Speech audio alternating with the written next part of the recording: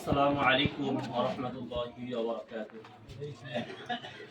الحمد لله رب العالمين والصلاة والسلام على النبي صلى الله عليه وسلم. قال النبي صلى الله عليه وسلم إنما الأعمال بالنيات أو كما قال عليه الصلاة والسلام. شكرا لله شكرا اللهم صل على سيدنا ونبينا وشفينا وحبيبنا مولانا محمد صلى الله عليه وسلم. আলহামদুলিল্লাহ,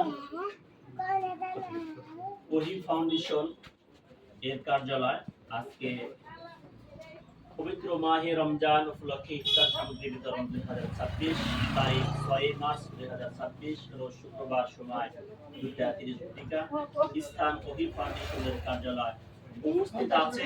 এখানে ওহি ফাউন্ডেশনের কর্তৃক যারা সংগঠন পরিচালনা করেন দেশ এবং বিদেশ থেকে অনলাইন অফলাইন উপস্থিত এলাকার মান্যগণ্য সম্মানিত মুরব্বিয়ানে কেরাম এবং আরো পাশে উপস্থিত আছে বিভিন্ন দূর দূরান্ত থেকে আগত মুসলমান ভাই বেরাদার রোজাদার ভাই বোনেরা যারা আজকের এই ওহি ফাউন্ডেশনের পক্ষ থেকে ইফতার সামগ্রী গ্রহণ করবেন, সকলকে জানাই আন্তরিক শুভেচ্ছা ও মোবারকবাদ ওহি ফাউন্ডেশনের পক্ষ থেকে। এবং সর্বপ্রথম আল্লাহ তাআলার দরবারে লাখো লাখো কোটি কোটি অগণিত শুকরিয়া জ্ঞাপন করছি এমন একটি ফাউন্ডেশনের জন্য যে ফাউন্ডেশনটা গঠন করে অসহায় মানুষের ধারে ধারে অসুস্থ মানুষের কাছ পর্যন্ত যাদের সহায়তা, যাদের সেবা, যাদের নিজের হালাল পর্যায়ে অর্জিত উপার্জন অসহায় মানুষের প্রান্তে প্রান্তে পৌঁছে দিতে যাচ্ছে ওহি ফাউন্ডেশন সম্মানিত চেয়ারম্যান এবং সকল মেম্বারদের প্রতি শুকরিয়া জ্ঞাপন করছি। সর্বোপরি দুটি কথা বলে শেষ করব। একটি কথা হলো, যেটা আজ থেকে 1450 বছর আগে আমাদের সকলেরই প্রাণপ্রিয় রাহবার, প্রাণপ্রিয় নেতা রাসূল আকরাম সাল্লাল্লাহু আলাইহি ওয়াসাল্লাম, যার ব্যাপারে আল্লাহ তাআলা ঘোষণা করেছেন রাহমাতুল লিল আলামিন, তিনি একটি হাদিসের মাধ্যমে জানিয়ে দিয়েছেন ইন্নামাল আমালু বিন্নিয়াত, মানুষের সমস্ত কাজই করবে তার নিয়তের উপর নির্ভর।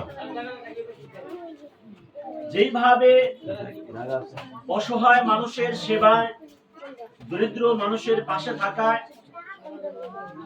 অসচ্ছল মানুষের পাশে থেকে ওহি ফাউন্ডেশন সেবা করে যাচ্ছে, সকলের পক্ষ থেকে জোরদার দাবি থাকবে ওহি ফাউন্ডেশনের চেয়ারম্যান সহ এর সকল মেম্বারদের প্রতি অফুরন্ত দোয়া আমরা চালিয়ে যাব।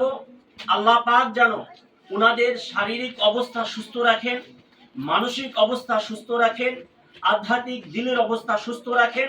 এই তিনটার সমন্বয় করে এই দেশ যতদিন নিরাপদ থাকবে, অসহায় দরিদ্র মানুষের দ্বার প্রান্তে জানি তাদের সহায়তা পৌঁছাতে পারে, সেজন্য সকলের কাছে সর্বপ্রথম আমি দোয়া এবং দোয়ার প্রার্থনা করছি।